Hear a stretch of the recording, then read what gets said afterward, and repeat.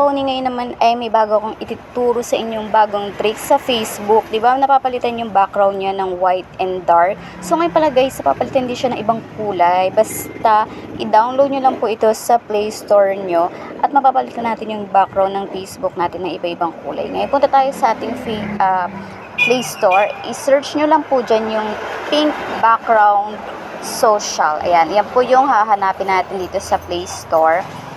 Pink background social.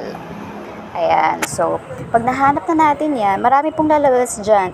So, ipapakita ko po sa inyo kung alin po yung pipiliin nyo dito. So, napakarami pong lalabas dyan. Hanapin nyo po yung may F.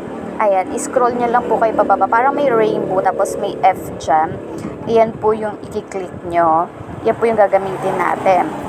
After nyo na yan, i-download nyo na po siya. Maliit lang naman to guys, kaya kayang-kaya po to ng cellphone nyo. Hindi mapupuno masyado yung phone nyo kasi maliit lang po yung storage niya. So, after na na-download niyan, fast forward na tayo, i-open na natin after. So, click nyo lang yung open, and then ito na yung background niya. So, ngayon guys, dapat ay ilalagin nyo yung Facebook nyo. So, ito yung dalawang option. Merong text color at may theme color. So, ayan, ang dami rin palang social media na pwede nyo gamitin gawing background. May Facebook, may Twitter, may TikTok. Ayan, kayo na pong bahala kung ano yung gusto nyo background ng palitan. So, punta tayo sa Facebook po yung gagamitin natin. Palitan muna natin yung text color. Ayan, pili ako ng violet. And then, kailangan po nakalagin po yung inyong Facebook dito sa ating gagamiting color. Ayan, takpan lang muna natin. After nyan, nalagin na natin. Ayan, so medyo matagal. So, wait lang natin pag nalagin na natin yung ating Facebook. Ayan.